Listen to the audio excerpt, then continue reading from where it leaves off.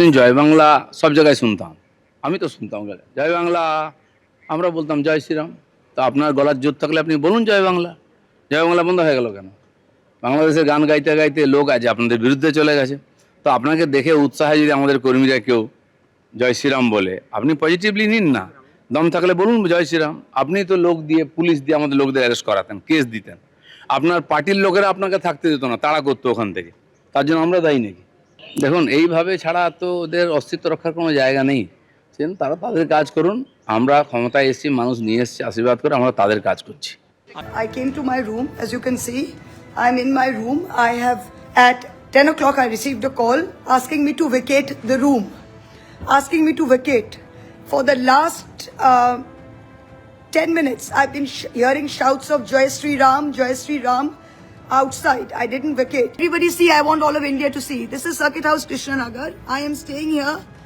Court has ordered me to come. There's a High Court order which said that every protection should be given. There is nobody, as you can see. And Supreme Court has said that I should face it like a freedom fighter. So I'm a woman, I'm a freedom fighter. 11 o'clock at night, I'm facing this. I'm alone in my room. As a member of parliament, I get order of precedence at number আপনারা শুনলেন মহামঞ্চের বক্তব্য। এই হচ্ছে মহামঞ্চের Facebook post এবং তিনি বলছেন যে জয় Shriram slogan দেয়া হয়, রুম খালি করতে বলা হয়, মহামঞ্চকে গো ব্যাক স্লোগানও দেয়া হয়।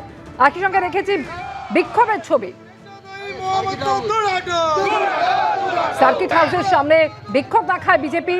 তৃণমূল সাংসদ মহামঞ্চ, তাকে গো ব্যাক স্লোগান দেয়া হয়। মাত্র কয়েকদিন আগে কালীগঞ্জের পলাশীতেও ঠিক একই পরিস্থিতি তৈরি হয়েছিল। আর এবার কৃষ্ণনগরের সার্কিট হাউসে তিনি একটি ফেসবুক লাইভও করেছেন। সেই ফেসবুক লাইভে তিনি বলছেন যে তাকে ঘিরে এভাবে বিক্ষোভ দেখানো হচ্ছে এবং শুধু তাই নয়, জয় শ্রীরাম স্লোগান দেওয়া হচ্ছে, রুম খালি করতে বলা হচ্ছে তাকে। মহামঞ্চ কি বলেছেন এই নিয়ে শোনাবো।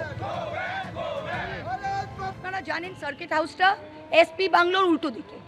আপনারা জানেন যে ওখানে দুটো লোক জমায়েত হলে পুলিশ এসে সরিয়ে দেয়, হ্যাঁ কি না? বলুন আপনারা, হ্যাঁ কি না?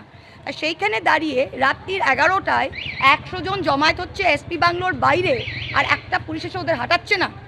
বুঝতে পারলেন ব্যাপারটা? গেমটা বুঝলেন? এটা পুরো এসপির প্রশাসনের গট আপ গেম। আমি কৃষ্ণনগর মানুষের কাছে আবেদন করতে চাই যে আমি আপনাদের এমপি, এখানে কেউ কৃষ্ণনগরের মানুষ, এই বিজেপির লোকগুলো গতবারও করেছে, এবারও করছে। আর প্রকাশ্যভাবে ওদেরকে বলা হয়েছে যে যখনই আসবে এমন একটা পরিস্থিতি ক্রিয়েট করো আর থাকার জায়গা দেবো না, উনি যাতে পাগলের মতো ছুটে বেড়াবেন আর ও থাকার জায়গা থাকবে না আর আমরা ওকে ক্যাপচার করব। সেটি হচ্ছে না। একেবারে রাজনৈতিক কর্মসূচি শুধু নয়, রাজনৈতিক কর্মসূচি শুধু নয় যে আমার এখানে আসাটা বন্ধ করা, প্রত্যেকবার এলে এমন একটা হেয় করা যে ওরা ভাববে যে আমি ভয় পেয়ে আসবো না। বুঝতে পারলেন ব্যাপারটা? বাকি এমপিগুলো তো চলে গেল এই ভয়। তা আমাদের একটাই ওনার কাছে প্রশ্ন ছিল, ওনার যদি এতই সৎসাহস থাকে, উনি দিনের আলোয় আসছে না কেন? উনি তো এখানকার লোকসভার এমপি, উনি আসুক, দিনের জনসমক্ষে আসুক। মানুষের যদি কাজ করে থাকে, মানুষ যদি ওনাকে জিতিয়ে আনে, তাহলে ওনার ভয়টা কোথায়? উনি কেন আত্মগোপন করে এই সার্কিট হাউসে লুকিয়ে আছে? সনাতন ধর্মকে যেভাবে উনি অপমান করেছে, উনি একজন দেশদ্রোহী। উনি যদি মনে করে ওনার টাকার জোর থাকতে পারে, উনি এমপি, যে উনি পার পেয়ে যাবে তা নয়। দেশের আইন আদালত আছে, আমরা গণতান্ত্রিক অধিকার মেনেই সব কিছু করব। ওনার বিরুদ্ধে যা ব্যবস্থা নেওয়ার জনসাধারণ নেবে এবং মানুষ আমাদের পাশে আছে। আজকে এখানে জমায়েত হয়েছিল, শুধু বিজেপি কর্মী হয়নি, এখানে সাধারণ মানুষও জমায়েত হয়েছিল যখন শুনেছে সার্কিট হাউসে মহামিত্র এসেছেন।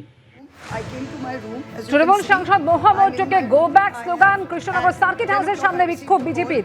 আর এই ঘটনা প্রসঙ্গে রাজ্যের মন্ত্রী দিলীপ ঘোষ তিনি বলছেন যে এর আগে আমরাও জয় বাংলা স্লোগান শুনেছি। দিলীপ ঘোষ কি বলছেন শোনাবো, একই সঙ্গে শোনাবো মোহাম্মদ সেলিমের বক্তব্য।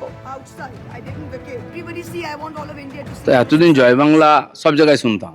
আমি তো শুনতাম গেলে জয় বাংলা, আমরা বলতাম জয় শ্রীরাম। তো আপনার গলার জোর থাকলে আপনি বলুন জয় বাংলা। জয় বাংলা বন্ধ হয়ে গেল কেন? বাংলাদেশের গান গাইতে গাইতে লোক আজ আপনাদের বিরুদ্ধে চলে গেছে। তো আপনাকে দেখে উৎসাহে যদি আমাদের কর্মীরা কেউ জয় শ্রীরাম বলে, আপনি পজিটিভলি নিন না। দম থাকলে বলুন জয় শ্রীরাম। আপনি তো লোক দিয়ে, পুলিশ দিয়ে আমাদের লোকদের অ্যারেস্ট করাতেন, কেস দিতেন। আপনার পার্টির লোকেরা আপনাকে থাকতে দিত না, তাড়া করতো ওখান থেকে। তার জন্য আমরা দায়ী নাকি? দেখুন, এইভাবে ছাড়া তো ওদের অস্তিত্ব রক্ষার কোনো জায়গা নেই। আছেন তারা তাদের কাজ করুন, আমরা ক্ষমতায় এসেছি, মানুষ নিয়ে এসেছি আশীর্বাদ করে, আমরা তাদের কাজ করছি। এবিপি আনন্দ, এগিয়ে থাকে, এগিয়ে রাখে।